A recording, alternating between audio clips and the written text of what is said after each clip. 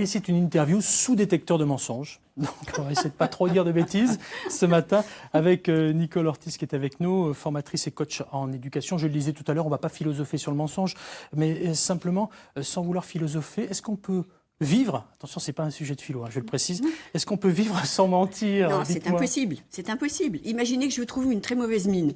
Oui. Je ne vais pas vous dire bonjour Pascal, vous avez très mauvaise mine. Ah, il y en a qui m'ont dit, tout à l'heure, ils m'ont dit Pascal, t'as une sale gueule ce matin.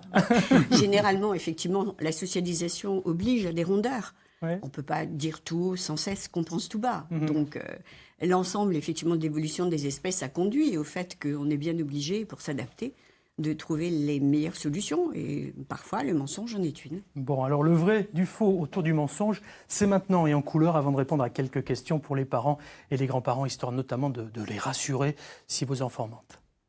C'est vraiment vrai ce que tu me dis, ma chérie? Bien sûr, pourquoi je te mentirais? Il faut bien se l'avouer, chez l'homme avec un grand H, le mensonge est une marque de fabrique. Qu'on mente par politesse, par ruse, par lâcheté, par omission, par souci de se préserver, par altruisme, par pudeur ou par jeu, bref, toutes les occasions sont bonnes. Des études ont montré que nous mentons entre 2 et 90 fois par jour depuis qu'on a 5 ans, âge où se développe la conscience du vrai et du faux. Et avant 5 ans, c'est pire. On ment comme on respire. Tout simplement parce qu'on ne fait pas la différence entre réalité et imaginaire. Parents, ne vous inquiétez pas et ne soyez pas négatifs avec votre petit menteur. Le mensonge fait partie du développement normal d'un enfant avant 5-6 ans. Et d'ailleurs, question sincérité, les parents ne sont pas des exemples. C'est même des sacrés baratineurs. Qui c'est qui raconte que le Père Noël existe, que la petite souris va passer, etc., etc. Forcément, ça laisse des traces. Et parce que vous vous êtes juré amour et fidélité dans votre couple, vous voudriez échapper au mensonge? Erreur! Tous les psys de la Terre vous le diront, il faut garder son jardin secret. La tyrannie de la transparence est contre-productive. Pas vrai? Le mensonge, on l'a compris, ça fait partie de la vie, on n'y échappe pas, Nicole. Non, on n'y échappe pas, absolument pas. C'est aussi un des moyens de générer une forme d'adaptabilité aussi. Je veux dire, je peux avoir entre mon environnement et moi un fort décalage. Il faut que j'arrive à trouver ma place. Donc pendant tout un temps, effectivement, je vais être une bonne observatrice pour éviter effectivement de devoir rentrer dans du mensonge absolu sans me respecter. Donc c'est un des moyens effectivement de s'adapter. Selon vous, est-ce que le mensonge est lié à l'âge, Nicole? Alors, j'oserais dire... Attention, parce qu'on a vu, voilà. on a vu tout et son contraire, là. J'oserais dire, si vous voulez, que si je m'appuie sur mon expérience et sur l'écoute des gens depuis tellement d'années, en vieillissant, en fait, quelque chose de nous a tendance à comprendre que l'écart entre l'image que je veux donner et la personne que je suis peut vraiment générer beaucoup de souffrance. Et une forme de solitude terrible, effectivement, le temps passant. Donc, on a tendance, effectivement, à trouver plus facilement les mots, peut-être aussi parce qu'on est plus observateur de nos environnements, ce qui n'est pas le cas des enfants. Allez, top à l'interactivité maintenant. C'est le numéro vert que vous avez composé hier ou avant-hier, le 0805 383 383. Bonjour, quelle est votre question, s'il vous plaît? Bonjour, moi c'est Christelle. Je suis la maman d'un petit garçon de bientôt 6 ans qui s'appelle Mathis. Et si aujourd'hui je vous contacte, c'est parce que mon enfant a tendance à mentir. Et je ne sais pas si je dois m'inquiéter ou non. Alors ce n'est pas des gros mensonges, mais quand je lui demande des explications, lui me dit que c'est une blague. Et j'essaie de lui faire comprendre les choses, mais je ne sais pas si du coup je dois le gronder, ou est-ce que c'est fondamental à sa construction qu'à cet âge-là, il mente. Alors déjà, merci Christelle pour votre question. Je pense qu'il y a beaucoup de parents qui se sont retrouvés dans ce que vient de dire Christelle à propos de Mathis, qui lui a 6 ans et qui ment. Alors est-ce qu'il faut s'inquiéter et qu'est-ce qu'on peut faire finalement? Nicole, vous qui au quotidien avez des enfants, vous avez travaillé vous-même dans le monde de l'éducation nationale pendant de très très nombreuses années. 23 ans, oui. En fait, tout dépend de la catégorie des mensonges. Si c'est effectivement du mensonge qui a à voir avec le monde de l'imaginaire, je pense que stimuler nos enfants dans ces prairies-là de l'imaginaire, c'est un grand cadeau qu'on leur fait. Maintenant, effectivement, si c'est des mensonges quotidiens qui sont liés à des bêtises, donc là, on est dans un autre registre. En quoi Qu'est-ce que vous appelez une bêtise? Parce que pour Mathis, 6 ans, on se dit une bêtise, voilà, j'ai pris des bonbons alors que j'avais pas le droit, etc. Oui, c'est ça qu'on peut appeler dans la famille les bêtises. Chaque famille a des codes et des règles. Donc, on peut avoir effectivement une maman ou un papa qui sont très clairs sur là tu as droit, là tu n'as pas droit. Donc, si c'est du mensonge systématique sur essayer de transiger les limites, il y a effectivement une question à se poser, en fait. Alors, un enfant teste. La notion d'essai-erreur, c'est le principe de l'enfance. Je vais apprendre à grandir en faisant et en me rendant compte que ça ne donne pas le résultat escompté. Mais je pense que c'est quand même intéressant de montrer à l'enfant, en gros, en quoi c'est important pour lui. Quand il dit c'est une blague, est-ce que ça veut dire qu'il pense que ça va faire rire sa maman? Est-ce que la maman rit? Pas toujours, le papa non plus, bien Voilà. sûr. Donc, les grands-parents encore moins, parfois. Voilà. Donc là, ça veut dire quelque part qu'il cherche quelque chose. Est-ce qu'il cherche à se rendre intéressant? Est-ce qu'il cherche à échapper aux règles?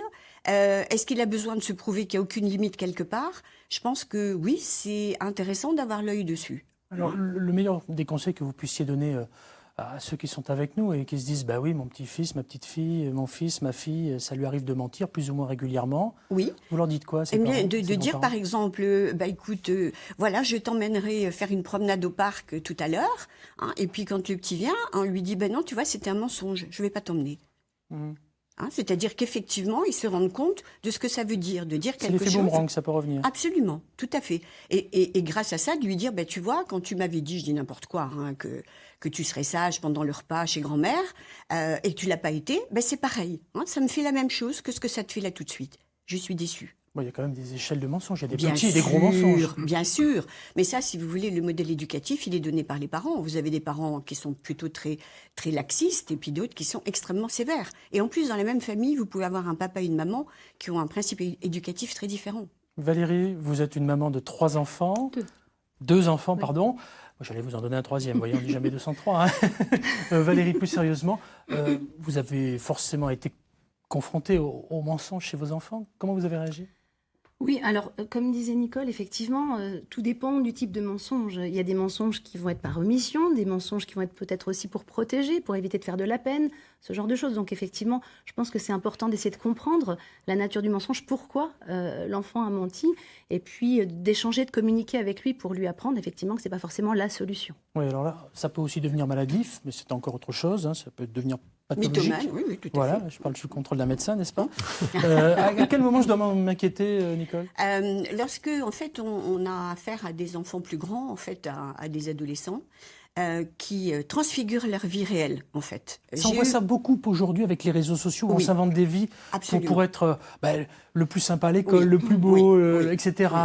C'est celui vers qui on va aller, c'est ça? Absolument, mais j'ai eu, dernièrement dans ma clientèle, un jeune qui a pris conscience qu'en fait, il posait des actes, il l'a nommé lui-même cinématographique, en fait.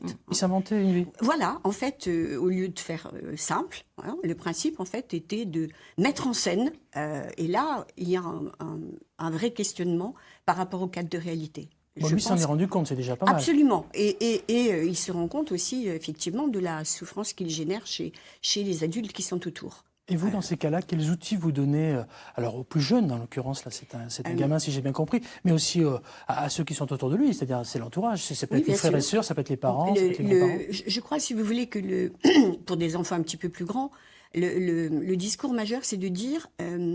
plus tu vas développer effectivement ta capacité à comprendre le système dans lequel tu évolues, que ce soit l'école, les copains, les parents, la famille, etc., plus tu vas savoir comment à la fois respecter ce qui est important pour toi et trouver ta place. Voilà. Comment on arrive à sortir du mensonge selon vous ? En envisageant que la confiance en soi ne repose pas sur le regard de l'autre qui m'admire, mais sur le fait que je peux accumuler mes réussites pour aller dedans. D'accord. Et quand j'ai des doutes, je plonge dedans et je me fais un univers très chaleureux. Comme ça, je ne suis pas obligée d'avoir une double vie, celle du mensonge et celle de la réalité. Oui, mais parfois c'est même des triples vies. Absolument. Bon, en tout cas, on ne va pas se le cacher, nous mentons tous, on peut mordre par peur. La nature ment. Par confort, on l'a vu, par faiblesse, on ment aussi parfois pour se protéger, ou pour protéger les autres aussi, pour se conformer à l'univers qui nous entoure. Enfin voilà, falsifier la vérité, ça fait partie de la vie, il ne s'agit pas de mentir constamment, mais il s'agit de se dire que ça fait partie de la construction de la vie, le mensonge. Il ne faut pas non plus s'en inquiéter plus que de raison quand on est parent ou grand-parent. Tout à fait, surtout quand les enfants sont petits. On les abreuve effectivement de contes de fées, on les abreuve d'univers de super-héros, qu'ils aient envie à un moment donné effectivement de croire qu'ils ont la capacité de faire ça. Je veux dire, maintenant effectivement que ça devienne systématique, oui, ça inquiète. Vous savez l'histoire de « Ah, mais j'ai bossé comme un malade, j'ai eu une mauvaise note, c'est pas moi, c'est le prof, il n'avait pas prévenu, c'est voilà ». Non, le cadre de réalité vous rattrape toujours d'une manière ou de l'autre.